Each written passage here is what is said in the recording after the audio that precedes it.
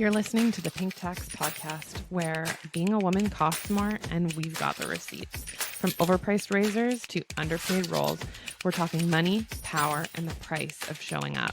Let's get into it.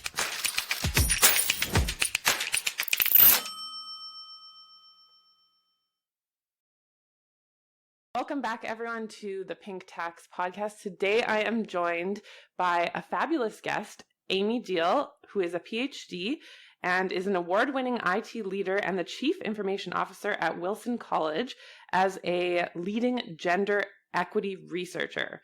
She is the author of Glass Walls, Shattering the 6 Gender Bias Barriers Still Holding Women Back at Work, and a sought-after speaker, consultant, and expert witness. Her groundbreaking insights have been featured in Harvard Business Review, Fast Company, and Ms. Magazine, as well as numerous scholarly journals and book chapters.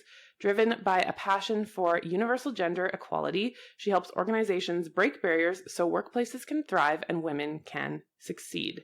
So I'm very excited to chat with Amy today. So welcome, Amy. Oh, thank you so much for having me. I'm so excited that we finally get to have this chat because I think both of our books came out around the same time period. I think I had just had my son and you were also having a child of your own, if I remember correctly. Yeah, that's right. 2023. My book came out in June and I had a baby in July. So yeah, that tracks. I think I started writing my book when I was 8 months pregnant. So there's no rest for the wicked, is there? No, not at all. All right, so I wanted to jump right in. Most people I think have heard of the term glass ceiling, but your book is called Glass Walls. So I'm curious if you can tell us what the metaphor represents and what is the difference between the ceiling concept and the glass walls? Yeah, so that's a great first question. So the glass ceiling, that's a concept that has been around for a very long time, and it's this idea that as women move up in a workplace or in a workplace hierarchy, they're hitting an invisible glass ceiling that is impenetrable, and in terms of breaking through. And in fact, the metaphor is that very few women have broken through the glass ceiling. However, when we did the research for our book, what we discovered was that it really was more than a glass ceiling. It's, I think the bias that women experience in the workplace is more like walls that surround us. No matter which way a woman turns, she's running into a wall that's invisible, but ever present. And so that's why we use the term glass walls. So it's not just that bias is happening to women who aspire to the very top of organizations or of politics or the like. But it's happening to all of us, and it really is a wall that glass walls that constrain us.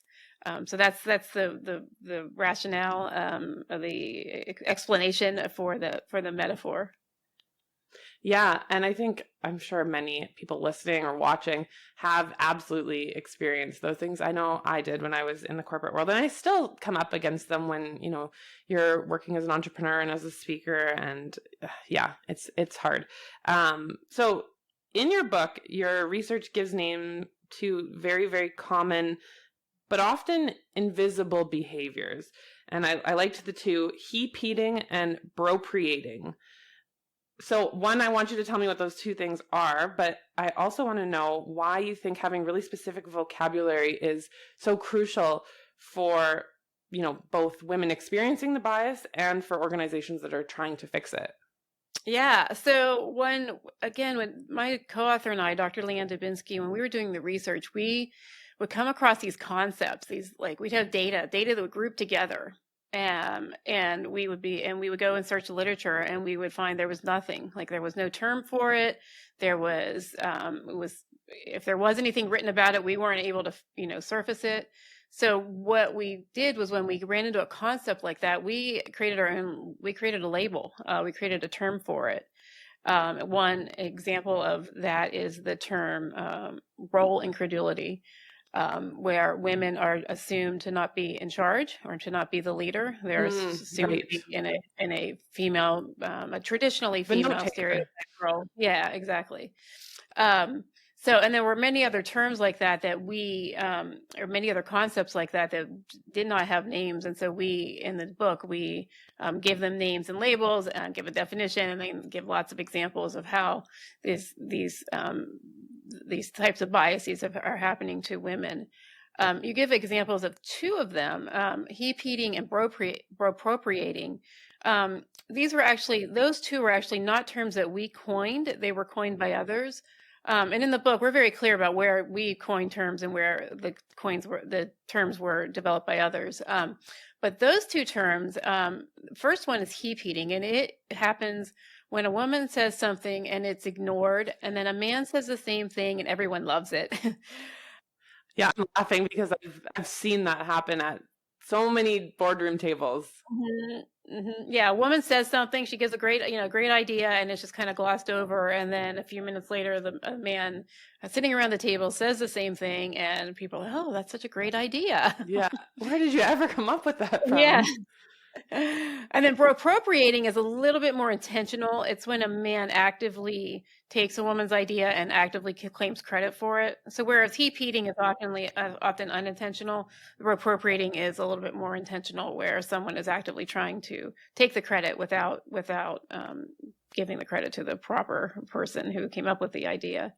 And like you were saying, like it's often invisible, and it's not so much that it's invisible. If you don't know what you're looking for, you don't see it, right? It's just something that happens quickly in a meeting, quickly in a maybe a team setting, and you just like gloss by it. Oh, this person said this this woman said this earlier, but we don't think anything of it, right? And so the advantage of having terms for this is that it makes it so much easier to call it out. And even if you don't use the term, knowing that it has a term and what it is, it makes it so much easier to call it out. And not only for the woman to recognize that it's happening to her, but also for anybody else sitting around the table in that meeting. It is usually so much easier for a third party, another person, to call out bias, like when it happens, especially in a group setting, in a group situation. So in a situation like that, that's a really, really easy solution. If you hear that happening, you see that happening, you say, hey, Janine just had that idea. Let's hear more about it from her, right? Turn the conversation back to her, and you don't even have to make a big deal about it being a type of bias in that group setting. You can just redirect the conversation and keep going, right? Just making sure that the person who said the idea gets the appropriate credit, and it gets to speak more about it and fully develop it. Totally. And I think that's something that all of us can do, regardless of how we show up in the world. If we're a woman at the table, if we're a man at the table, we can all call out that kind of behavior. Yep. Yeah, absolutely. Okay, I love that. All right, so you have 6 primary barriers in your book: male privilege, insufficient support, I don't want to miss any, so I'm reading my notes, hostility, acquiescence, devaluation, and disproportionate constraints. Which of these do you think is maybe most surprising to leaders when you talk to organizations, and which one hurts women the most? Yeah, so I'm going to start with the second part first, and which one hurts women, which one hurts women the most. And in some ways, it might be kind of surprising, and because I really think it's insufficient support that hurts women the most. And the reason I say that is because there's a couple things, but one is there's actually been studies. There's a study that we cite in our book that talks about study the concept of ostracization, if I can say the word right, basically excluding women, like ostracizing them, right?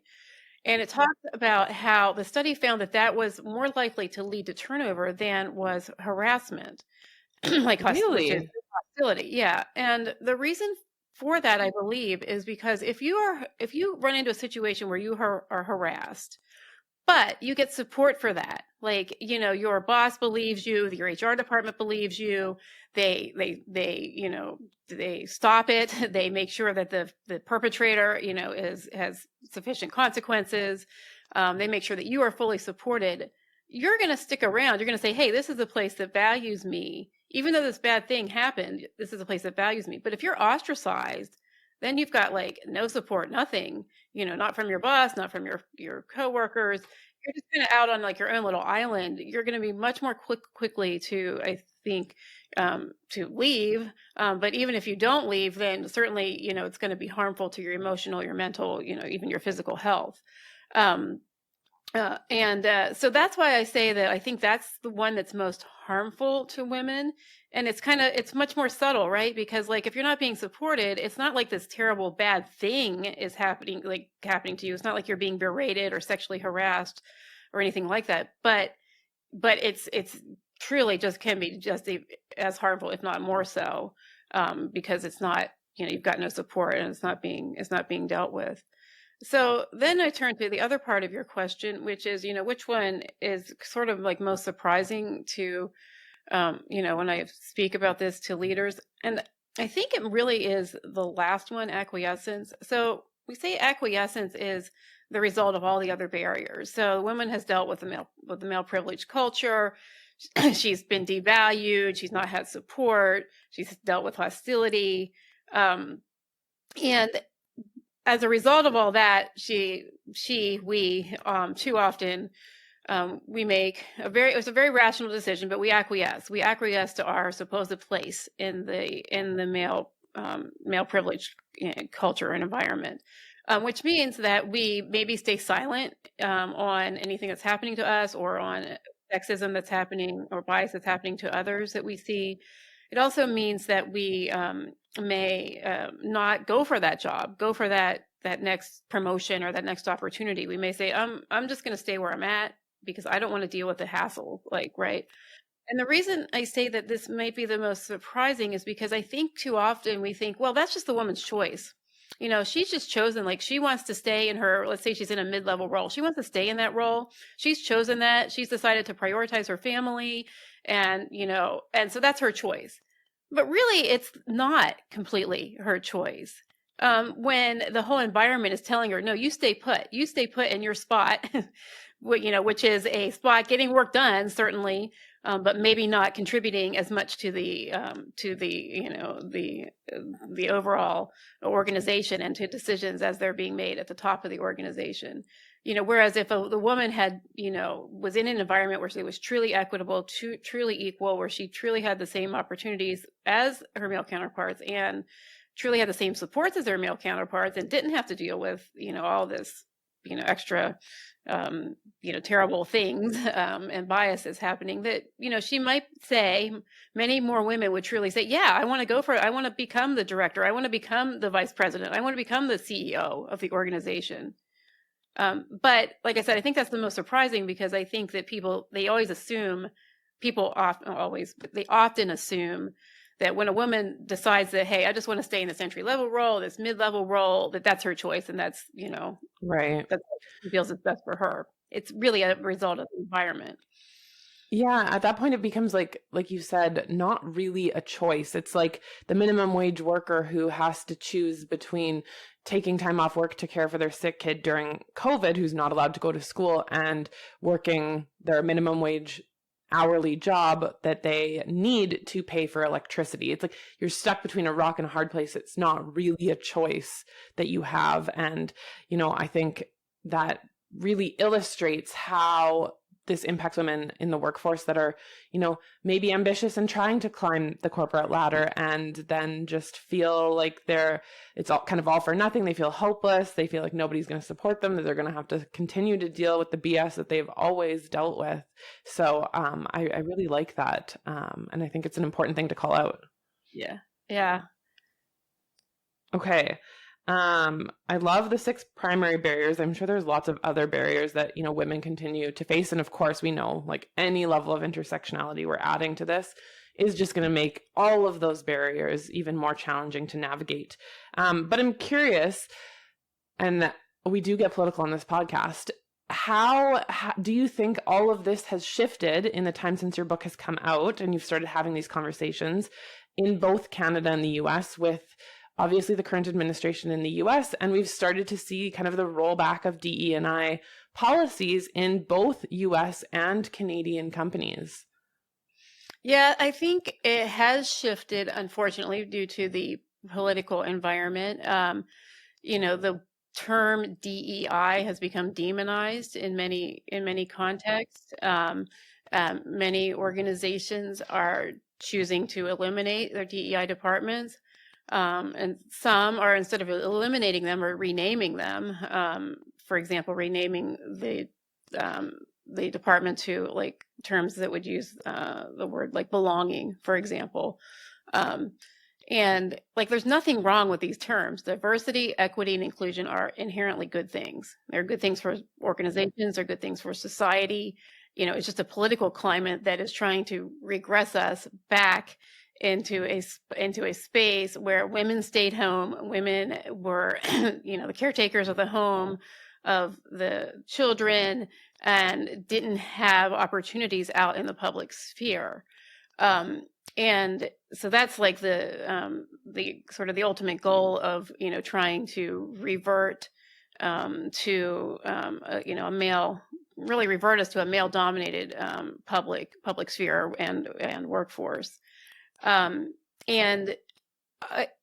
What I see is, I see two things. Like, one, since the book has come out, and even before that, I go back to when I first started doing this research in 2009, and as I was starting to do the research, I was doing literature review, and there was some things written. There's certainly, a lot of things written about gender bias, workplace gender bias, but not to the extent that I see today.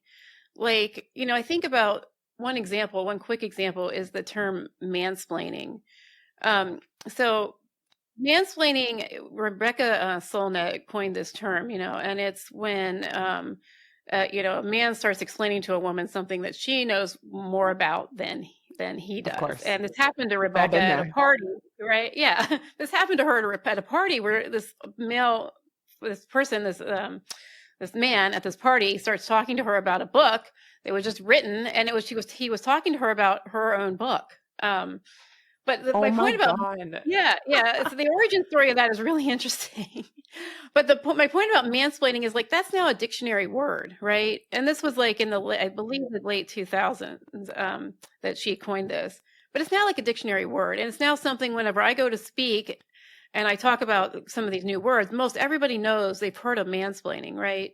Which was something that, like, 20 years ago, nobody talked about. Like, it was just something that happened to us. It happened to you, it happened to me, like, where, I can remember I had a male colleague that we were at lunch one day, and he sat and explained to me all of my research, like everything I was researching in my PhD program about women. He just sat there and was like, blah, blah, blah, blah, blah, and telling me all about it. I'm like, okay, thank you. Oh my God. He was coming from a good place. I don't want to disparage him in any way, but it was mansplaining, right? It was like, okay, I'm a man, and I'm the expert. I therefore consider myself to be an expert on I consider myself to be an expert on everything, to the extent that I can, tell you all about it. Instead of listening, like, he could have, like, asked me questions, right, about, like, hey, what are you learning, and tell me about, but anyway. But my point is that as a society, we've come a long way, like, in terms of understanding and seeing gender bias and knowing that it exists and rooting it out. And so whether or not we have, something labeled DEI in our organization, what's really important is that the work still continues, right? And that, and I think that some of these organizations that just, like, threw out their DEI, like almost immediately, like what I question about that is, did they ever really mean it at all? Like, were they just having, right, a group or a department, for political reasons on the other, side? So I think that the companies that really understand it, understand that DEI can only help them. Like, they still have it, they're still maintaining it, and maybe some of them have renamed it, I don't know, but they still have the organization, and they are still doing everything they can do to support not only women, but other people, other underrepresented groups within their organizations.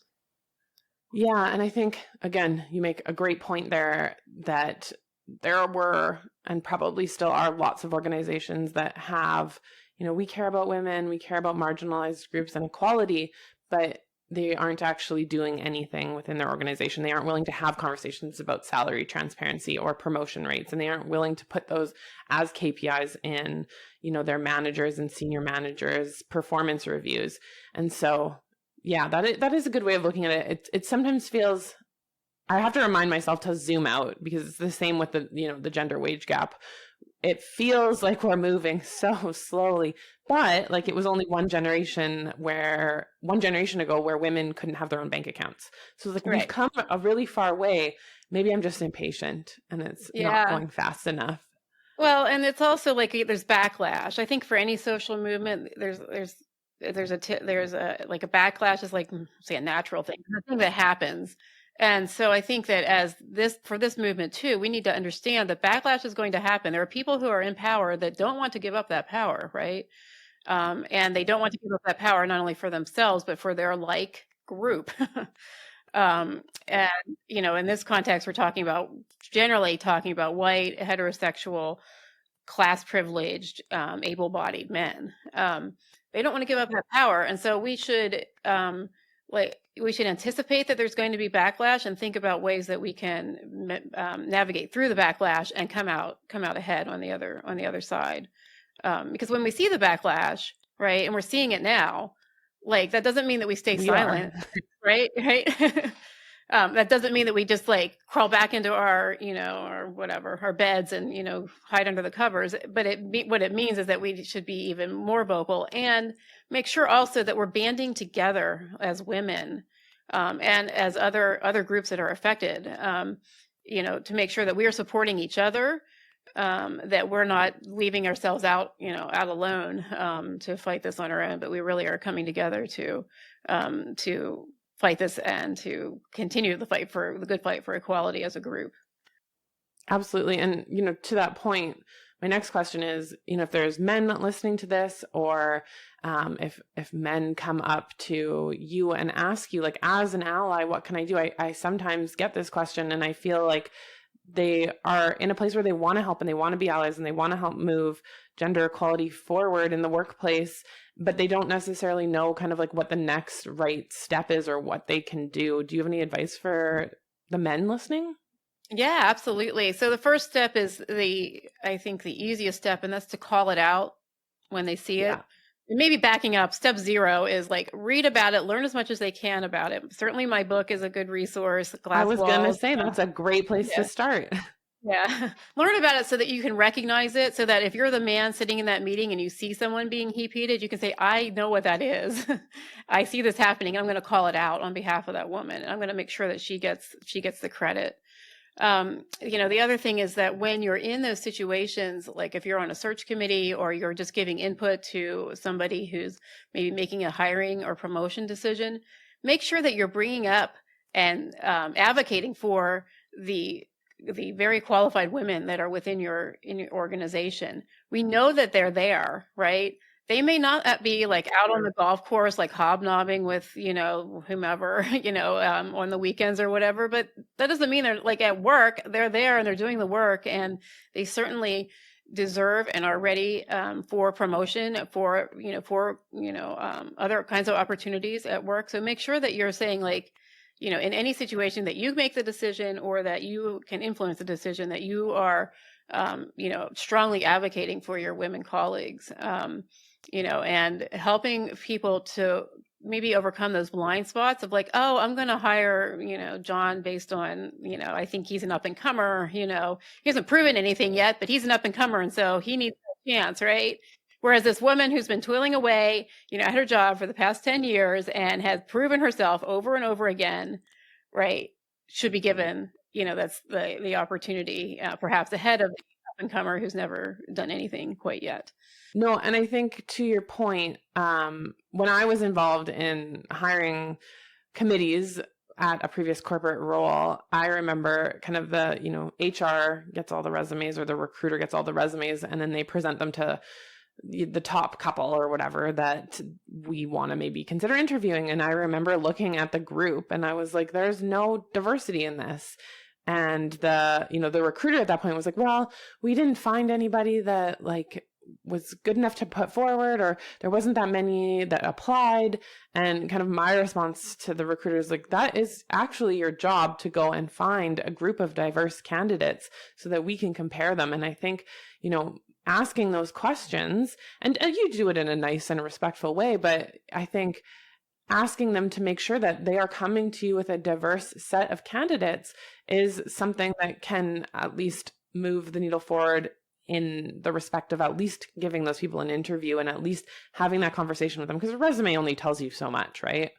Yeah. And I think like your point about the recruiter is a very good one, because for women, often it takes extra encouragement for them to apply for a job. And, it's kind of like that old anecdote that is, if there's 10 minimum qualifications on a job posting and a man meets, 5 of them, he'll apply. A woman will feel that she has to meet all 10 before she puts forward her resume. Well, the recruiter can be very, very helpful by going out. Like, we certainly have these networks like LinkedIn, and other networks, like going out through professional organizations and finding women who are likely very qualified and encouraging them. Just giving them that extra, extra encouragement to say, hey, I think, you would do really well in this role. Would you consider applying? I think that goes a long way to having a diverse pool, which then can be presented to, the hiring manager, rather than just saying, oh, nobody applied. Like, that's just kind of lazy. And I do not believe that in Canada, where there's 38 million people, and in the US, where there's 300 million people, that we cannot find one qualified woman for the role. I refuse to believe that. So I think sometimes we just need to push against maybe what is easy, and it might create a little bit of extra work, but I think in the long run, it's absolutely worth it. Yes, absolutely. Okay, you talked a little bit earlier, I want to go back to this, about role incredulity. So can you explain again what that is for people, and why and how this manifests in the workplace, and what is the impact to women's, long-term potential at a company when this happens? Yeah, so role incredulity, like I mentioned, it is a term that we coined because there wasn't a term out there. And it's this basic assumption that women are not the person in charge. But what often happens is that we found in our research, we had many women that, let's say they were a physician, they would be assumed to be the nurse. They were a lawyer, they would be assumed to be the court reporter or the legal secretary, maybe. They were a director of an organization, they're assumed to be the administrative assistant, or sometimes the secretary, right? Or like they're a professor and they're assumed to be a student.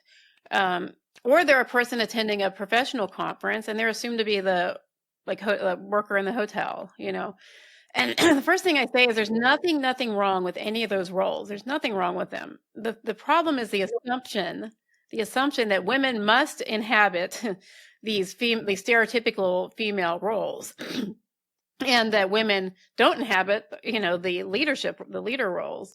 And so what happens is when this happens to women over and over and over again, it's like it's taking this emotional toll. Hey, like if you enter an office, can I speak to your boss? Well, I am the boss. Like having to assert your authority over and over again. It just wears on women, women's energy, and it also can detract from their overall authority, especially if the assumption isn't corrected. And so, again, it's just one of these things that seems minor, like it seems, can seem really minor, like, and it's, and a lot of bias, and I always assume the best of people. I don't think everybody has the best intentions, but most people do. And so a lot of bias like this is not somebody trying to be malicious. They just are making a mistake based on the stereotypes that are in their own head, which we all have stereotypes. That's the way that our brains work. But it's the thinking twice about it, to overcome it. So like if you're that person walking into an office and you see a woman, you're not sure maybe she's the secretary or the director, maybe just ask, what's your role here? Like that would be better than assuming that, that person's the administrative assistant and the boss is nowhere to be seen, right? So really thinking about it and trying to like overcome, the initial stereotypes, it's sometimes like often in hospitals, like the people working in the hospitals, they have name tags. So it can just be a matter of looking at their name tag to see what they are. Because Right. we would hear Yeah. from these women physicians would be like, it's on my name tag. I know it says doctor right here. It says doctor right here. And still they were assumed to be like, where's the doctor? Can I talk to the doctor? Like, I am your doctor. So, it's really important that we, do, just be reflective, when we're meeting somebody new, that we don't just make any assumption on what they are, and whether that's a man or a woman, right? I mean, because I think it works the other way, assuming that the man is the person in charge, right? Whenever Right. maybe Yeah. he is not. And I think we all do it. Like I'll catch myself, being like talking about a doctor or talking about like just generally, and you use the pronoun he, and it's like, oh, I should probably just be using a gender neutral pronoun so that we're not assuming, right? I have a little one who is listening to everything I say, and I think, that's also where it starts, is in the household. You have to be careful, I think, on what we assume people's roles are. Mm-hmm. My son has some books that actually, it was my mother. My mother has some books, right, from years ago. And it was very interesting reading some of these books because of the gender stereotypes in them, like the policeman, Yeah. the nerd, like it was all very stereotypes, which I find, that's something else that I find interesting, because like the books that we bought for him that have been more newly published seem to not, they're not as overt, with gender stereotypes, which is something else that I think has changed in the world in the past, let's say 40 years. Which is great. I think, Yeah. we need more men Yeah. as caretakers and in some of those taking roles and being involved in education and healthcare. I think it just makes more diversity in any group of people makes it better. So Yeah, absolutely. So you created, or you helped create, the gender bias scale for women leaders. So tell us what that is and how does it help women and men make more equitable organizations? Yeah, so myself, along with Dr. Leanne Dubinsky and Dr. Amber Stevenson and Dr. David Wong, we created a scale to comprehensively measure gender bias. And the scale was based on Dr. Dubinsky's and my qualitative research, where we surfaced we had an article where we surfaced 27 gender-based leadership barriers, and we took those barriers and created a scale, basically. And the scale it's a scientifically validated scale in which measures gender bias across the 6 factors. In fact, this is where the 6 factors from the book were surfaced. So one thing I'll say about glass walls and the 6 primary barriers is that these barriers were surfaced from the creation of the gender bias scale for women leaders. And the reason that's important is because they are surfaced in a very scientific way. These are not the 6 barriers that are like just our favorite ones to talk about, or the 6 barriers that are the ones that are most often talked about. These are scientifically derived to map out what makes up what's a seemingly nebulous concept, gender bias. It actually isn't. Like, it can be broken down into its components, and that's what we're doing with the scale. So with the scale, the scale breaks down into 6 primary factors or barriers, and then there are 15 sub-factors. And so the nice thing about the scale is that you can give it in whole or in part to women in your organization, and then you can get a sense of what's actually happening in your organization. So let's say you give it to the women in your organization and they score high on lack of mentorship. Well, then you can implement like a mentorship program, right? Or they score high on their communication being constrained or their voices being muted, right? Then you can have an intervention to like maybe do training for your meeting facilitators or your leaders to help them run more effective meetings so that women's voices are being heard, right? So the nice thing about the scale is that an organization can use it to get a sense of what's going on within the organization, and then once they know what's happening, once they know like which types of barriers the women in your organization are scoring more highly on, you can, like I said, create interventions or create training to help mitigate and eliminate those particular issues. It is available on my website. My website is Amy, Amy-Diehl, Diehl.com. It's available on my website. The questions are freely available, so you can take them and use them within your organization. You can also, if you're an individual woman, you can also read through the questions and just get a sense of where gender bias may be impacting you. Because you may come across a question or two, you're like, I never really thought about that, but that's a type of bias. And so it's right there on my website. Feel free to take a look and use it for yourself or within your organization. I love that. And I think what a great resource for people to be able to start to dive into that. Now, the barrier of acquiescence describes women limiting their aspirations or leaving the workplace after, hitting all of those glass walls. How can organizations actually create an environment that minimizes the emotional toll?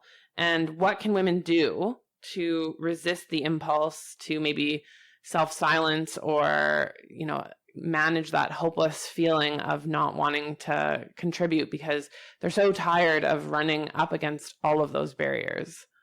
Yeah. So organizations, they must first fully commit to supporting women and not just giving it like lip service. Right. And walking the walk. So walking the walk. And so in the book, in chapter 7 of the book, we have what's called a gender equity and inclusion roadmap. And you can actually, it goes from level 0, which is like doing nothing, all the way up to level 5, which is full equity and inclusion. And you can actually read that chapter and figure out where your organization is on the roadmap, because it's not like you're going to start from doing nothing to have a fully inclusive organization, especially if you have an organization of any size. Within a few days or weeks or months or whatever, but you can go step by step to implement supports for the women in your organization to make sure that you've got true equity. And I'll just give you some examples. To start with, you certainly want to start with training. You don't want to end with training. You don't want that to be like your end thing that you stop with, but you want to start with training, right? You want to start with making sure that people know what gender bias is and how it manifests and what they can do to combat it. What we find though is too many organizations will stop there, right? They'll have a one-off training session and be like, okay, we're good. No, you're not. You've done the kind of sort of bare minimum if you had training, and you have not just a one-time training, but on certainly annual or ongoing training. But there's so much more that you can and should be doing to make sure that the women in your organization are truly supported. And some of that is just having structures in place so that if a woman does run into bias, harassment, any type of hostility, she's got a safe place to report and is truly supported. She's not silenced, it's not just glossed over, but that the leaders take it seriously, to take her report, her complaint, to investigate it, to make sure that the person who has been exhibiting the bias or who has perpetrated harassment is again truly dealt with in whatever manner is equitable for the situation. But you just want to make sure that you have this no tolerance policy for any kind of behavior that excludes women, that minimizes their contributions, that keeps them from truly contributing to your workplace.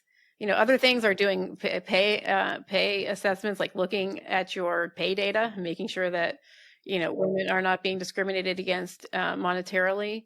Looking at your policies, do you have what is your parental leave policy like? I talk about that maybe much more so for the United States that we do not have any kind of mandated paid family leave across the United States. Some individual states do have it, but if you're sitting in a state like my particular state, there's nothing. The United States has 6 weeks of unpaid leave, but there's no paid leave. And so even in the absence of there being any kind of federal program or state program, you can make sure that your organization does something, right? Your organization can make sure that you have a paid leave program for your new parents or people who may have to support sick family members or their elders.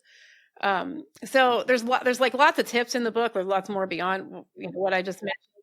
But it's really just making sure that it's not just the talk with, we support women, but you're truly walking the walk.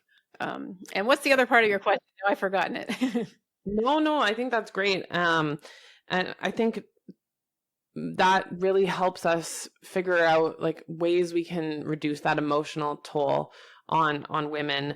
And I think, when women feel supported, they're less likely to do any self-silencing or opting out, if we want to call it that. I think, to your point about parental leave, I'm very passionate about this subject. I think Canada still has work to do in that space. We max out at about $2,700 a month, which when the average rent in the city I live in is $1,900 a month, I don't think that is enough. Support companies can do more, but I really think there are lots of countries around the world that can absolutely step up when it comes to maternity and parental leave. And I remember I was at a conference in the US a number of years ago. There was an organization that, was talking about this, and they announced they had 4 months of paid maternity leave. And I think I was one of the only Canadians in the room, but I was shocked because it was like a standing ovation in this room of women. And I was like, what do you mean you only have 4 weeks? Because we in Canada have up to 18 months or not 4 weeks, 4 months, pardon me. But we have up to 18 months in Canada if we choose that. And I think, which comes along with its own challenges, but I think, seeing the stark difference between our countries, I was like, oh my gosh, these people are cheering for 4 months. And I don't know if there's any women that would be like, yeah, I'm ready to go back to work after 4 months here in Canada. Yeah, exactly. I know my own experience was I had 10 weeks between paid leave, short-term disability, and by vacation. And that was like what I could, which is actually not bad. Like I look at myself compared to like what other people in my country, in my state, and like I don't want to complain, but at the same time, 10 weeks, 2.5 months, I wasn't ready, Oh gosh, you're still in the depths of sleep deprivation at that point. I don't know how anyone is going back to work at that point. We all, I think, can do better, and countries can continue to hopefully push forward in paid family leave, because it's something that's so important, and especially making sure also I think men have leave as well, so that they can be involved again in those caregiving roles and understand what it takes to be a parent and be a working parent too. Yeah, absolutely. It's just like you said, it's so critical. And I think organizations are very short-sighted when they don't. Well, countries are short-sighted too, but organizations are short-sighted when they don't when they think, well, 4 months or 1 year, whatever the time frame is, I'm going to have to, pay out to have this, person stay home with their baby.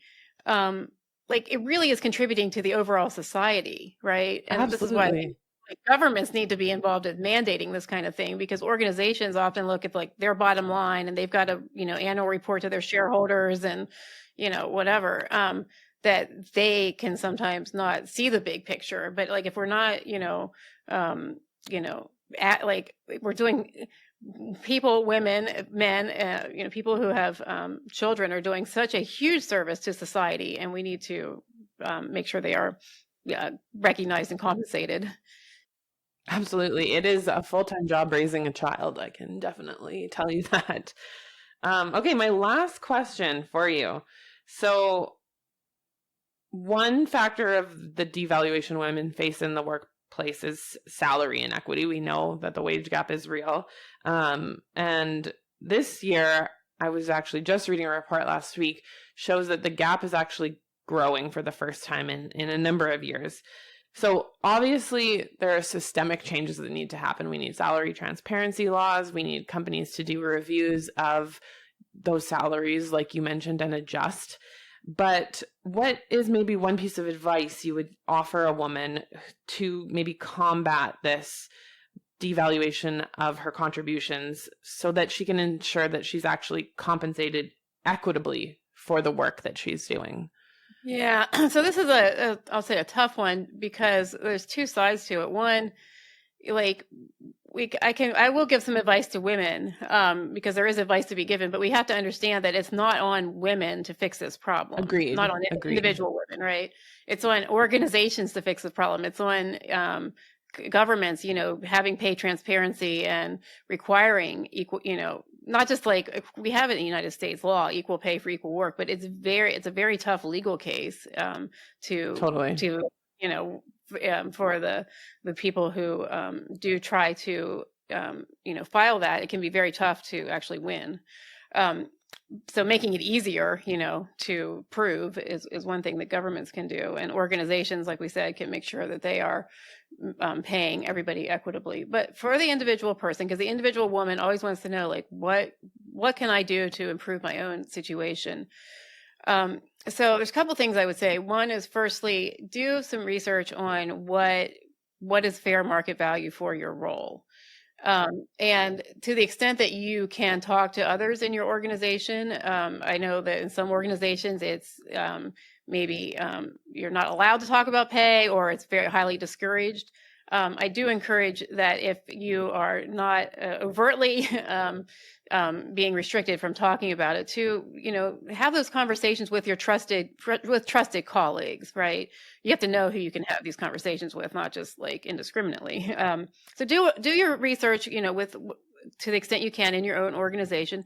There are some organizations, like public organizations in the United States, and I'm sure in Canada, where the pay is public data. I used to work for one with a public university, and so the pay was just out there on a website. You could go look it up. So you can do your own research in that regard, right? If it's in terms of determining how others are being paid in similar roles. But also, like, you certainly want to take, like, if you go and have a conversation with your boss or with your HR department, you want to take with you data. So this research that you're doing, you want to have data about, this is what I believe the fair value is for my role. Would you consider, like a market increase or whatever?